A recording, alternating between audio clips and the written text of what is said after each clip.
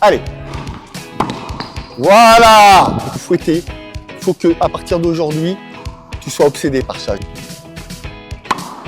Waouh, le son, ça claque. Oh là là, t'as vu le blocage du poignet? Pour apprivoiser cet environnement un peu hostile, anxiogène. Souvent, vous m'avez dit, ouais, c'est sympa tes exercices, les progressions, mais les joueurs ne bougent pas trop. Le dôme. Waouh, je comprends vite, Naofal. Génial. Vous êtes en relâchement de l'épaule et du bras, vous avez déjà la Ferrari. Quand vous avez le relâchement au niveau du poignet, vous avez la Formule 1.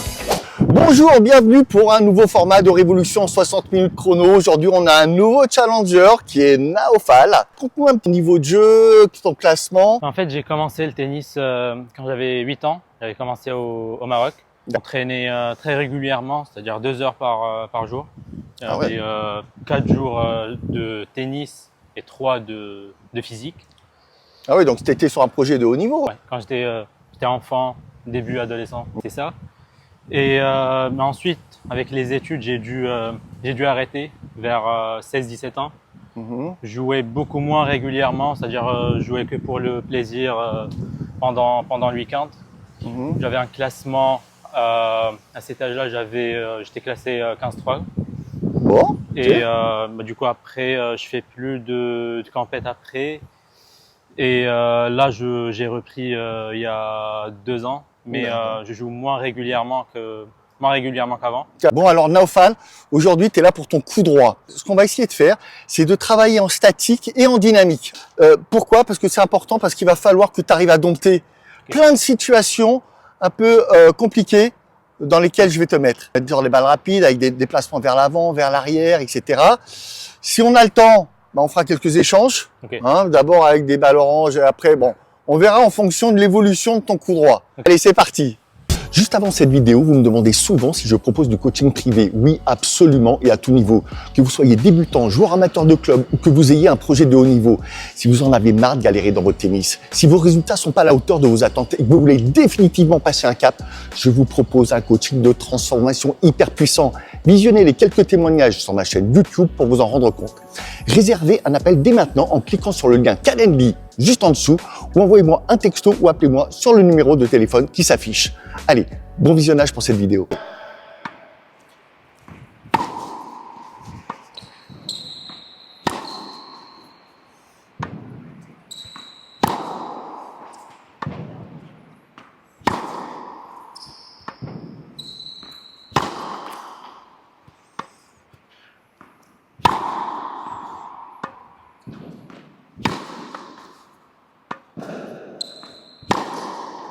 Ok, top.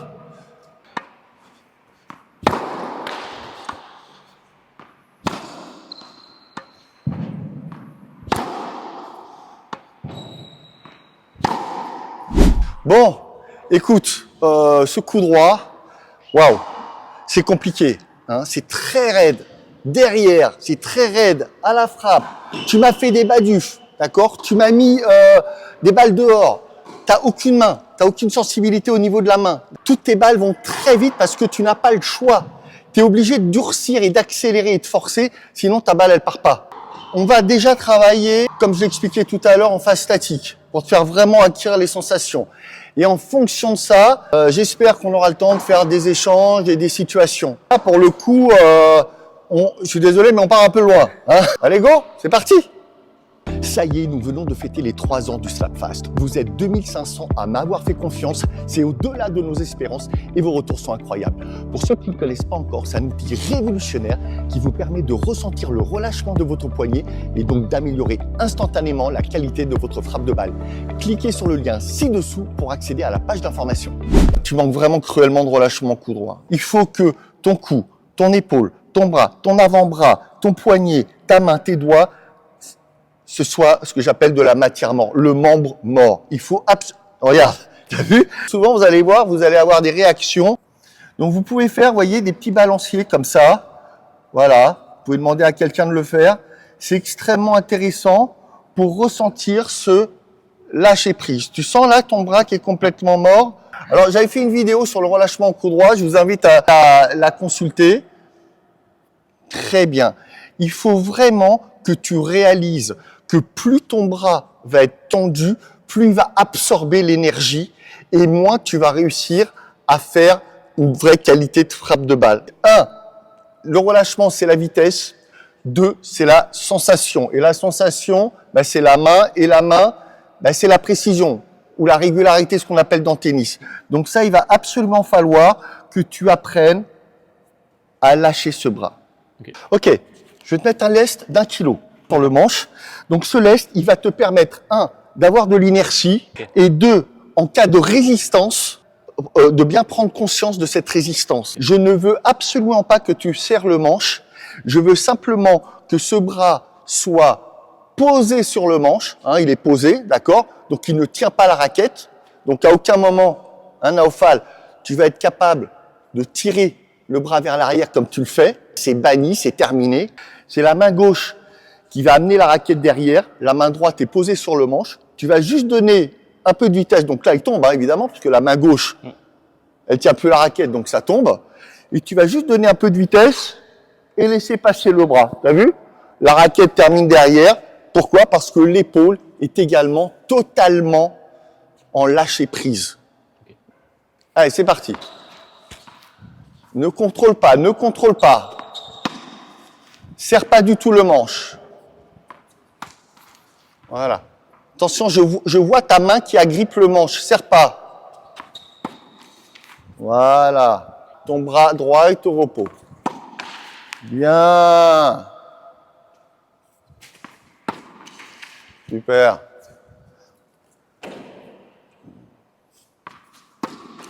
Voilà, lâche bien ton bras. Super. On n'appuie surtout pas sur le manche à l'impact. Je vous demande une chose, c'est vraiment pas de vous formaliser sur les fautes, le filet. On n'est absolument pas en train d'être sur la performance en termes de recherche de zone. On est sur de la recherche de sensation. C'est très important. Bien. Ouais. Voilà. Super, on ne serre pas le manche, t'es à 1 de pression sur le manche. 1 de pression. Voilà. Ouais.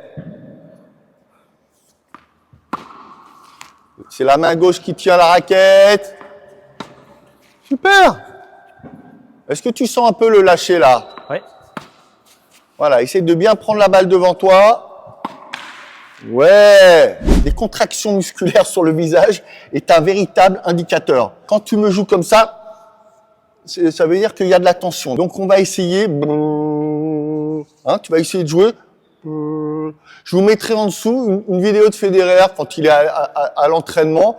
Son visage est d'une sérénité, d'un calme. Il faut vraiment que vous vous inspiriez de ça. Si vous êtes tendu au visage, c'est un indicateur d'une tension dans ton corps. Ok. Ouais.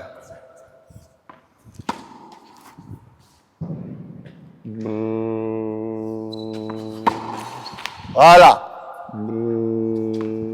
Main gauche, main gauche. Voilà, laisse partir ton épaule, laisse partir ton bras. Très bien. On enlève le lest. L'idée, c'est de ressentir exactement cette sensation de lâcher prise. Du tout. Voilà, laisse partir.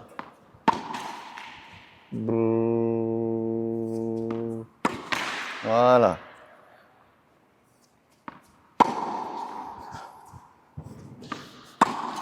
Voilà. Enfant de cours, la même chose, c'est parti.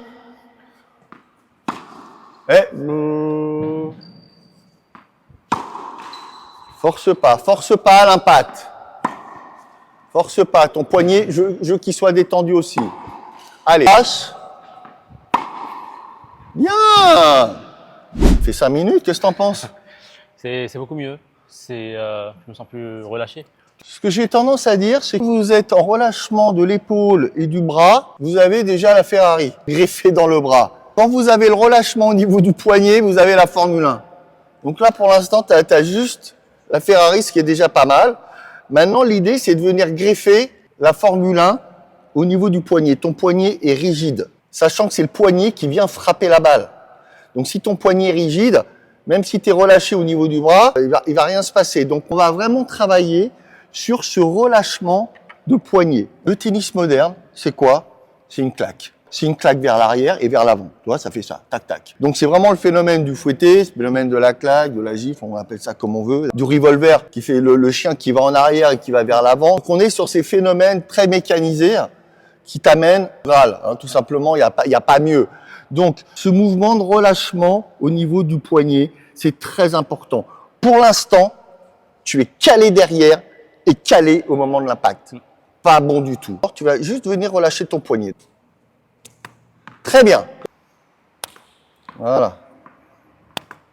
Voilà. Très bien. Ouais. Bien. Alors ça, c'est un exercice que vous devez faire absolument. C'est simplement un balancier d'arrière en avant du poignet. Moi, je vais simplement libérer une balle devant Naofal et il va simplement venir la frapper gentiment et sans forcer. Je vous rappelle que le relâchement, c'est des points de gratuité en termes de frappe de balle. Donc la vitesse que tu donnes jusqu'à présent, ton coup droit qui est à 10 sur 10 pour un résultat, on va dire quand même médiocre, hein, on est d'accord. Si là tu te mets à 10 sur 10 avec ce que je viens de te donner, tu vas bâcher. Donc il va falloir ralentir aussi en termes de vitesse dans un premier temps. Sans forcer, sans forcer. T'arrêtes pas, continue, continue. Très bien. Il n'y a aucune volonté de taper dans la balle. C'est important, d'accord? C'est simplement le relâchement du poignet qui fait le travail. Tu n'as pas en plus besoin d'accentuer par de la frappe ou de la puissance. On garde les doigts très relâchés sur le manche. Ouais. Super ça. Nickel. On comprend vite, Naofal. Génial. Ce que je vais te demander maintenant, c'est l'exercice suivant. Tu vas démarrer avec un poignet, regarde, en forme de dôme. Pour ceux qui ont du mal à relâcher leur poignet dans la phase aller, c'est-à-dire ici, là. D'accord? Je vous demande de démarrer avec un poignet totalement mort en forme de dôme. Parce que si tu veux, ça va t'empêcher d'être en tension et en extension à ce niveau-là, ce que tu as toujours fait, d'accord? Donc le fait de démarrer en dôme, ça veut dire que ton poignet, il démarre au repos. Donc il ne s'agit pas de provoquer la cassure, il s'agit simplement d'être en mode repos, relâché, 45 degrés. Et tu vas démarrer toutes tes frappes avec ce dôme. Et tu ne reprends pas le contrôle derrière. Okay. Et pendant toute la préparation, là, et ben là, les doigts, ils sont juste posés sur le manche, sachant que c'est la main gauche qui tient. Voilà. Dôme. Bien. Dôme. Voilà. Dôme. Bien. Ça commence à se relâcher, là. Regarde ton poignet. Voilà. Tu essayes de relâcher en retour également. Tu vois ou pas? Ok. Voilà. Et pas de ça. Fond de cours. Le dôme.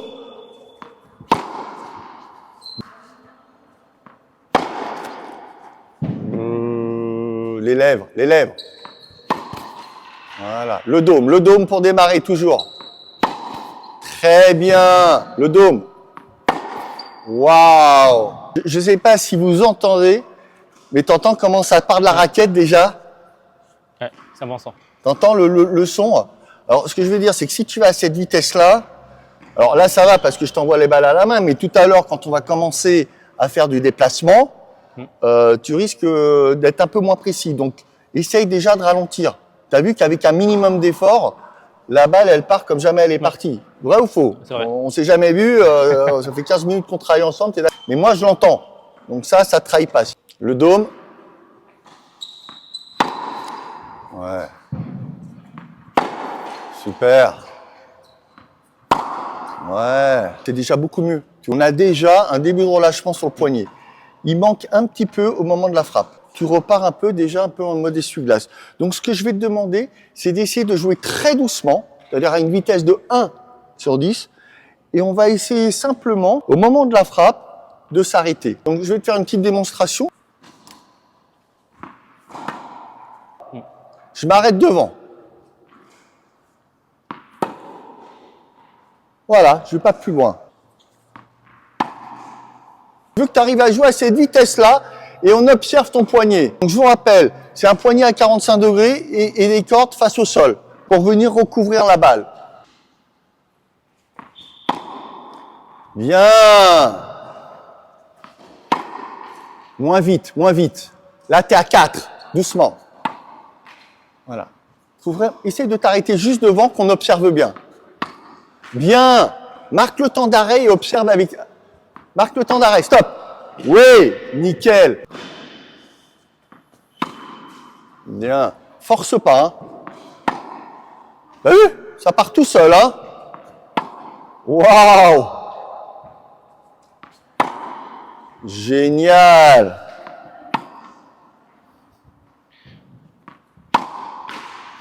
Super, Naofal. Ouais. Ouais. Bien. Ouais. Naofal, alors là, vraiment, on sent bien les choses. Moi, je suis toujours un peu surpris, je vais être très honnête. Alors, je sais que j'ai une pédagogie qui est basée sur des apprentissages, des prises de conscience, des déclics, et ça peut aller très vite. C'est-à-dire que si vous avez, souvent, je prends l'exemple, vous savez, du trousseau de clés. Il y a 50 clés, il y en a une qui ouvre la porte, et il y en a 49, évidemment, qui l'ouvrent pas. Donc là, c'est pareil, il suffit de faire les bons éducatifs, d'avoir les bons outils pédagogiques, tu libères complètement les tensions. Hein. Bravo, je te félicite. Souvent, vous m'avez dit, ouais, c'est sympa tes exercices, les progressions, mais les joueurs ne bougent pas trop. Alors, c'est vrai que j'ai toujours expliqué que la progression se fait par palier. Donc, le premier palier, c'est l'envoi de balle à la main. Après, c'est l'envoi de balle au panier de l'autre côté du terrain. Après, c'est en situation de déplacement. Après, c'est en échange. Après, c'est en changement de rythme. Des balles courtes, des balles longues, des balles rapides, etc. pour apprivoiser cet environnement un peu hostile, anxiogène, des fois, qui vont malheureusement t'amener sur des états de panique et donc créer de la tension. Donc, on va essayer déjà de faire la même chose avec un petit déplacement latéral. Donc, tu vois, tu vas démarrer ici. Je vais t'envoyer la balle ici. Donc, toujours le dôme.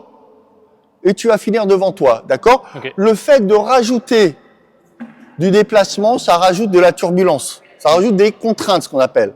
D'accord? Et ces contraintes, malheureusement, des fois, elles viennent faire bugger tout ton relâchement. On va essayer de dompter ces contraintes de déplacement. Super. Oh là là, t'as vu le blocage du poignet? Force pas. C'est pas parce que les jambes accélèrent que le bras accélère. Ça s'appelle la dissociation. C'est pas parce que les jambes accélèrent que d'un seul coup le bras doit accélérer. Donc tu essayes de continuer à jouer à 1, 2 sur 10 de vitesse, même si tes jambes elles vont à 3 ou 4. Ok. Très bien. Voilà, un beau dôme derrière.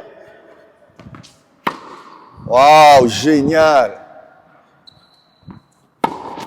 Super ça. Waouh, l'impression que tu as fait ça toute ta vie. Voilà. Tu viens terminer devant toi. Non, poignet bloqué. Poignet bloqué. Lâche devant. Voilà. Dôme. Voilà. Super. Allez, tu relâches le poignet devant toi. Super. Tu sens bien le poignet qui se relâche là? Ouais.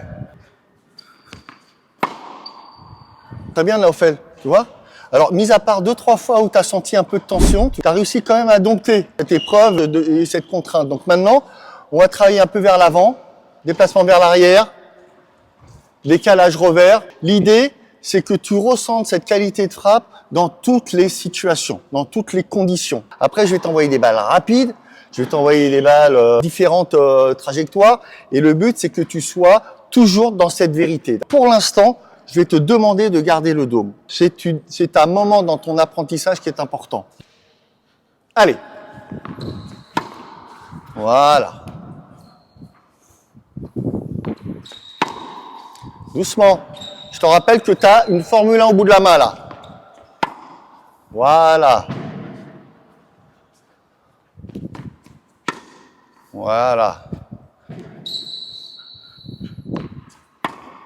Super. Super, voilà. Reste en mode dôme. Ouais. Oui. Bien. Voilà, essaye d'être équilibré au moment de frapper. Le dôme, le dôme, le dôme. Waouh. Allez, décalage revers.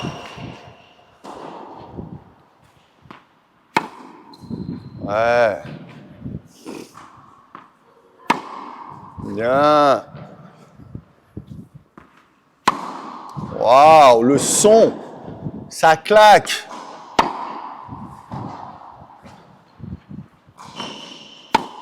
Bien. Voilà. Grosse contrainte, parce qu'on arrive en bout de course. Je vais demander à Naofel de faire un grand déplacement. Donc, il va démarrer de l'angle et il va frapper la balle à peu près dans cette zone-là. Il est vraiment presque à l'agonie. Et malgré tout, je vais vous mettre une petite vidéo de Nadal. Vous allez voir quand il est dans les pots de fleurs à Roland-Garros en bout de course, où il arrive à garder sa vérité. Ça, c'est de la volonté. C'est simplement, effectivement, une lucidité qu'il faut avoir, même de garder sa vérité. Allez. Va chercher la balle plus devant toi. Le poignet, voilà. Voilà. Allez. Voilà, on garde sa vérité. Bien.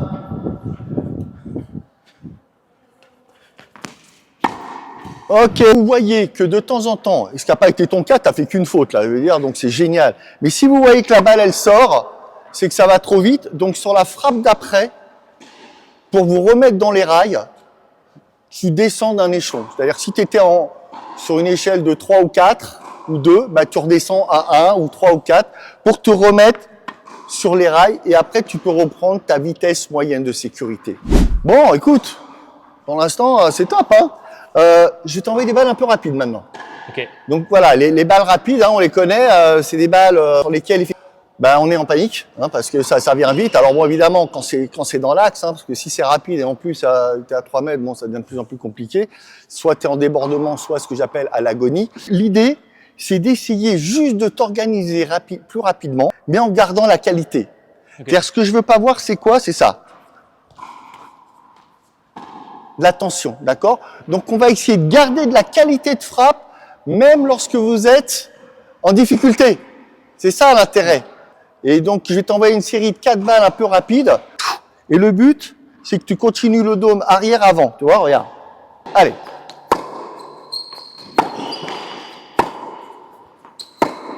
Bien. Sur ce genre d'exercice, faut pas chercher à aller trop vite. Parce que la balle, elle arrive déjà avec énormément de vitesse. Donc toi, tu vas te servir de cette vitesse de balle. Donc t'as pas besoin d'en mettre beaucoup. Si tu en mets beaucoup, évidemment, et que ça rentre dans le terrain, ça va être le point de ta vie. Mais le but, c'est déjà d'être capable de la renvoyer tranquillement. Mais je te garantis que ça va être peut-être une vitesse de 2, 3, avec un ressenti de 7 ou 8 pour l'adversaire. Hein. Allez. Allez. Relâchement, tout de suite. Ouais. Bien. Allez. Main gauche. Allez. Étape suivante, je vais mettre de l'autre côté du filet, d'accord, en fond de course, je vais t'envoyer les balles. Donc toi, tu vas y trouver une configuration plus traditionnelle et ça peut apporter la contrainte. C'est-à-dire que ça peut te remettre dans un état d'esprit où tu te dis, voilà, mon adversaire est en face, tu vois, tu vas voir différent. Et là, on peut repartir. Donc, pareil, il s'agit d'une fois de plus d'apprivoiser ces situations où malheureusement, on était dans la tension, on va dompter tout ça. Ça y est, je suis en fond de cours. Je vais envoyer les balles à Naufal d'ici. On va voir comment il réagit.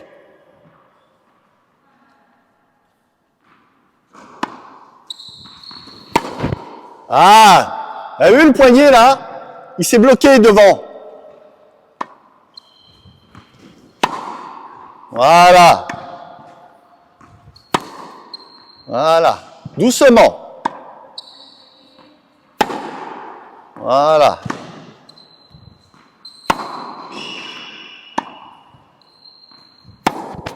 Ouais.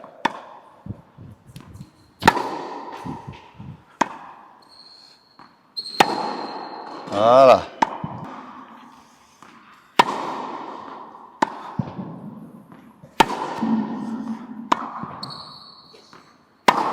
Bien, t'as vu, on passe les étapes. Donc c'est très important, une fois que vous avez bien ressenti quelque chose, d'être entre guillemets un peu responsable et autonome, avec une exigence et une discipline optimale. C'est-à-dire que ça, ce mouvement-là, fouetter, il faut qu'à partir d'aujourd'hui, tu sois obsédé par ça. C'est vraiment extrêmement important. Bon, on évolue bien, ça y est. On arrive aux échanges. Bon, alors évidemment, au début, on va jouer avec cette petite balle orange où il y a un peu moins de pression. On va jouer dans les carrés de service. Alors, très important de jouer dans les carrés de service parce que ça va vous obliger à ressentir une vitesse lente. Par contre, attention, hors de question de faire de la poussette, hein. On va jouer doucement en relâchant son poignet. Doucement. Voilà, très bien.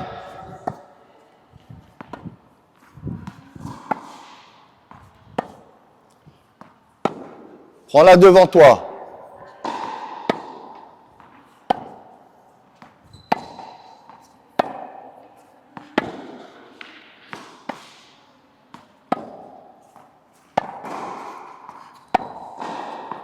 Doucement.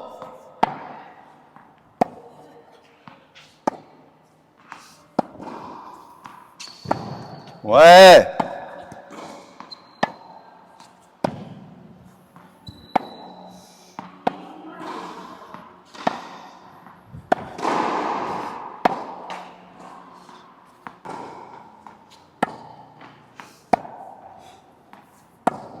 Bien.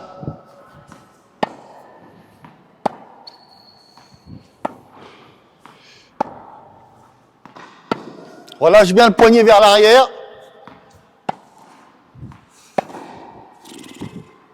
Main gauche. Le dôme, le dôme. Ouais. On est au 18 mètres maintenant. Voilà.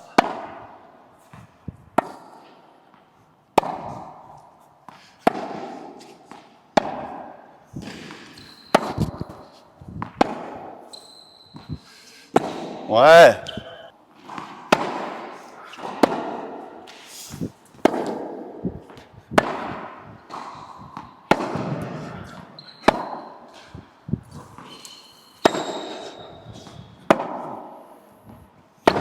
Ouais.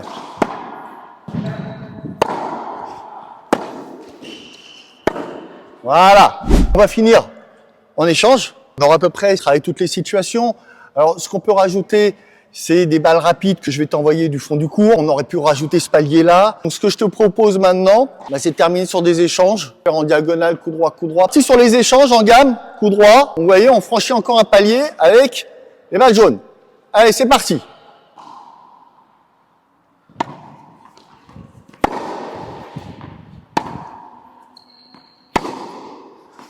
Non, j'ai pas vu le poignet.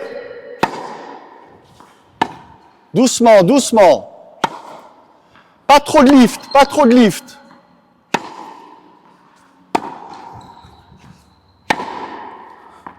Ouais.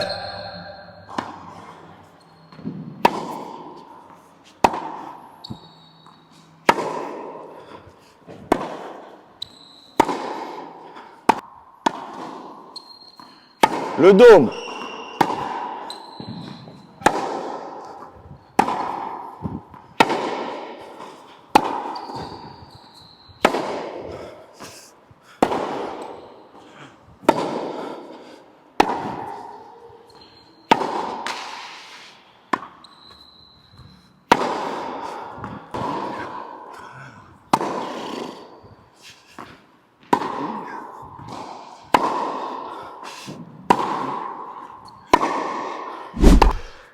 C'est le bilan. Franchement, bravo. Tu as capté rapidement, déjà. J'ai été étonné. Tu partais très loin. Je me suis dit qu'en 1 heure, ça allait être compliqué de faire tout ce qu'on a fait. Tu as réussi à le faire en statique, en dynamique, en échange dans les carrés avec les balles oranges, en échange du fond du court. Tu as réussi vraiment à ressentir tout ça, donc c'est génial. Alors, ce dôme, tu en as besoin dans un premier temps. Je dis pas que dans quelques semaines, tu vas pas partir peut-être comme ça, voire comme ça, mais il faut que ton poignet, tu ressentes vraiment ce relâchement. Donc, je vous invite, pour les gens qui ont vraiment tendance à préparer avec un poignet à l'équerre comme ça, d'arrêter, de démarrer en dôme. Ok, le dôme, vous avez compris, c'est voilà. Bon, on n'a pas travaillé la distance d'impact, on aurait peut-être pu, pour amener plus de longueur dans ton bras. D'accord? Tu donnes beaucoup de lift. Si on se revoit, on travaillera cette distance d'impact pour te donner plus de recouvert et un peu moins de lift. Mais déjà, là, ce que tu me donnes, c'est du lift très, très puissant. Parce que moi, en échange, là, j'ai vu arriver une qualité de frappe de balle. Ça allait vite et voilà. Donc, je pense que si tu continues comme ça, voilà, tu vas vraiment performer. Bah, écoute, maintenant, à toi de me donner un petit peu ton ressenti. Pour mon coup droit, je me sens plus relâché. J'y pense beaucoup moins. D'accord. Je fais moins d'efforts intellectuels et physiques aussi. Ouais. Pour un coup droit, parce que ça part tout seul. Ça part tout seul. Vous entendez ça? Ça part tout seul. Alors, cette expression, excuse-moi, je te coupe. Cette expression, ça part tout seul, c'est-à-dire que vous n'avez pas besoin de faire d'efforts. D'accord? Ça part tout seul. Voilà. C'est très parlant, cette expression. Et même en termes de sensation, c'est très satisfaisant comme sensation. Et voilà, de sang aussi. La notion de plaisir qui est importante parce que ça te donne envie d'en refaire, j'imagine. C'est ça. Hein, ça te donne envie d'aller t'entraîner, ça te donne envie encore de performer sur ton coup droit. Donc la notion de plaisir, elle est vraiment concomitante avec la notion de performance. Parce que l'un entraîne l'autre. Au niveau des échanges, Oui. je tapais quasiment la balle le moins fort possible, mais elle était quand même, je sentais de la puissance alors que je fournissais zéro effort. Ah ouais, que des bonnes remarques, effectivement. Pas besoin de forcer pour avoir une vitesse de balle. D'accord? Parce que déjà, tu vas te servir de la vitesse qui arrive en face. Là, pour l'instant, bon, je pense que tu es sur une vitesse de 4, 5. Faut peut-être pas que tu ailles trop loin, toi, au début. Sinon, tu risques un peu de perdre au niveau de ta confiance. Exactement. En tout cas, je te félicite. Merci. Sûrement une prochaine. Et puis, bravo encore et à bientôt!